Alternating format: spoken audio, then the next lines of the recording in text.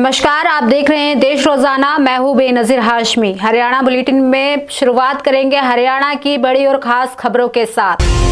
हरियाणा के पूर्व deputy CM और जसपा के राष्ट्रीय वरिष्ठ उपाध्यक्ष दुष्यंत चौटाला ने हिसार जिले के उकलाना में कई अहम मुद्दों पर अपनी बात रखी। दरअसल उन्होंने चुनाव आयोग से फर्जी वोटरों के मुद्दे पर श्वेत पत्र जारी करने की मांग की। वहीं साथ ही प्रदेश में बढ़ते अपराध और लचर कानून व्यवस्था पर भी सवाल उठाए। आपको बता दें कि दुष्यंत चौटाला ने कहा कि बिहार में हाल ही में शुरू की गई वोटर लिस्ट की सफाई की प्रक्रिया लोकसभा चुनाव से पहले क्यों नहीं की गई। वहीं उन्होंने कहा कि चुनाव आयोग ने बिहार को टारगेट कर वोटर लिस्ट से फर्जी वोट हटाने की प्रक्रिया शुरू की, लेकिन ये काम लोकसभा चुनाव से पहले क्यों नहीं हुआ।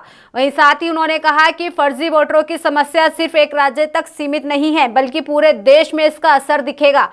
दुष्यंत चौटाला ने साथ में ये भी कहा कि एक ही वोटर आईडी नंबर पर 2 या 3 जगह वोटर कार्ड पाए जाने की घटनाएं गंभीर हैं। चुनाव आयोग के पास पूरा डेटाबेस होने के बावजूद ऐसी गड़बड़ी क्यों हो रही है, ये एक बड़ा सवाल है। आपको बताते चलें कि दुष्यंत चौटाला ने जोर देते हुए कहा कि जेजेपी मांग करती है कि चुनाव आयोग मुद्दे पर जनता के सामने श्वेत पत्र जारी करे और फर्जी वोटरों के मामले की पूरी पारदर्शिता के साथ जांच करे। हरियाणा शहरी विकास प्राधिकरण यानी एचएसवीपी घोटाले में नया मोड़ सामने आया है, जहां ईडी ने बताया कि 225.51 करोड़ रुपए की हेराफेरी के लिए एक नहीं बल्कि 11 अलग अलग बैंक खातों का इस्तेमाल किया गया। आपको बता दें कि लेखा विभाग के 2 निचले स्तर के अधिकारी मास्टरमाइंड सुनील कुमार बंसल और रामनिवास सुरजेखेड़ा ने ईमेल के जरिए बैंकों को निर्देश दिए कि पैसे कुछ खास व्यक्तियों और संस्थाओं को ट्रांसफर करें और फिर उन पैसों को वापस लिया गया। वहीं बाद में सुरजेखेड़ा ने 2019 में जननायक जनता पार्टी से चुनावी टिकट पाने के लिए नकदी का इस्तेमाल किया और चुनाव के लिए खर्च किया। वे नरवाना से विधायक भी बने। आपको ये भी बता दें कि यह जानकारी ईडी ने पंचकुला अदालत में अपनी अभियोजन शिकायत में दी है। साथ ही पंजाब नेशनल बैंक और यूनियन बैंक ऑफ इंडिया के अधिकारियों पर आरोप है कि उन्होंने सरकारी खातों के लिए खाता खोलने के फॉर्म, ग्राहक की पहचान संबंधी रिकॉर्ड, प्राधिकरण के पत्र और अन्य जरूरी दस्तावेज सही तरीके से नहीं बनाए रखे।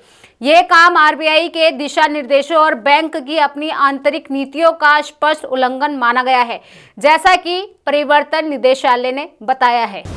हरियाणा के कुरुक्षेत्र जिले में दिल्ली चंडीगढ़ नेशनल हाईवे 44 पर मंगलवार देर रात पुलिस और बदमाशों के बीच मुठभेड़ हुई।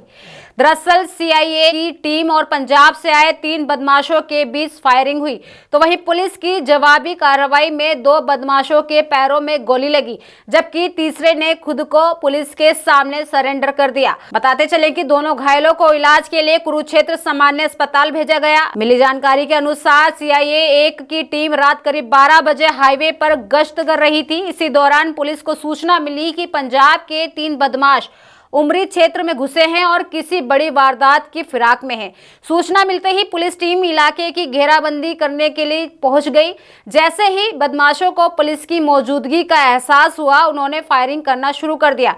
जान बचाने के लिए पुलिस ने भी जवाबी फायरिंग की। मुठभेड़ में 2 बदमाशों के पैरों में गोली लग गई, जबकि तीसरे को पुलिस ने घेर कर पकड़ लिया। पुलिस की गोली लगने से घायल हुए बदमाशों की पहचान सुनील कुमार और अमोश के रूप में हुई है। तीसरा आरोपी शिवम करनाल का रहने वाला बताया गया। वहीं पुलिस इस पूरे गिरोह की गतिविधियों को नेटवर्क की जाँच कर रही है। भारत अब हाइड्रोजन तकनीक से ट्रेन चलाने वाला दुनिया का 5वां देश बन जाएगा। दरअसल जर्मनी, फ्रांस, स्वीडन और चीन के बाद अब भारत भी इस तकनीक को अपनाने जा रहा है। देश की पहली हाइड्रोजन ट्रेन जल्द ही हरियाणा के जिंद, गोहाना, सोनीपत ट्रैक पर दौड़ेगी। दरअसल ये ट्रेन न केवल भारत की पहली हाइड्रोजन ट्रेन होगी, बल्कि इसे दुनिया की सबसे लंबी और सबसे शक्तिशाली हाइड्रोजन चालित ट्रेन माना जा रहा है। इसकी यात्री क्षमता 2638 होगी और ये 110 से 140 किलोमीटर प्रति घंटे की रफ्तार से दौड़ेगी। ट्रेन हाइड्रोजन फ्यूल सेल तकनीक पर आधारित होगी, जिससे केवल पानी और भाप का उत्सर्जन होगा, बल्कि कार्बन नहीं। वहीं रेल मंत्री अश्विनी वैष्णव ने अपने एक्स हैंडल पर ट्रेन का वीडियो साझा किया। इस वीडियो में ट्रेन की आधुनिक डिजाइन और पर्यावरण अनुकूल तकनीक को दिखाया गया। मंत्री ने बताया कि ये ट्रेन देश के लिए टिकाऊ और पर्यावरण के अनुकूल परिवहन में एक ऐतिहासिक कदम होगी। ये योजना रेलवे की है जो हाइड्रोजन ट्रेन फॉर हेरिटेज पहल के तहत 35 हाइड्रोजन ट्रेनें चलाई जाएंगी, जहां प्रत्येक ट्रेन की अनुमानित लागत 80 करोड़ रुपए होगी। पंचायत विभाग हरियाणा द्वारा कुरुक्षेत्र की पीपली अनाज मंडी में कुम्हार प्रजापति समुदाय के परिवारों को पात्रता प्रमाण पत्र राज्य स्तरीय समारोह का आयोजन किया गया। दरअसल इस कार्यक्रम में मुख्य अतिथि के रूप में मुख्यमंत्री नायब सिंह सैनी ने शिरकत की। वहीं उनके अलावा विधानसभा अध्यक्ष हरविंद्र कल्याण, विकास एवं पंचायत मंत्री कृष्णलाल पवार और कृषि मंत्री श्याम सिंह राणा शरीक हुए।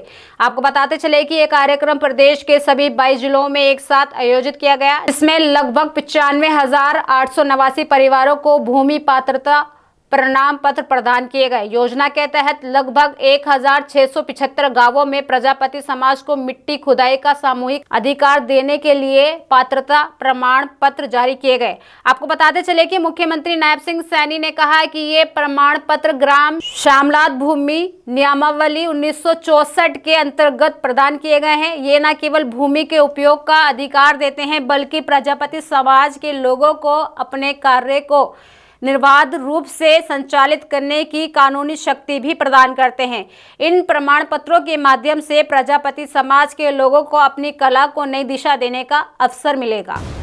वही अगली खबर हरियाणा के नुहू जिले से है, जहां नुहू के बॉर्डर पर स्थित हरियाणा के मुंडाका व राजस्थान के हाजीपुर गांव के दो पक्षों के लोगों की पार्किंग को लेकर बड़ा विवाद हो गया, जिसमें जमकर पत्थरबाजी व आगजनी हुई। आपको बता दें कि घटना में 3 बाइकों में आग लगा दी गई, एक खोखा भी आग के हवाले कर दिया गया।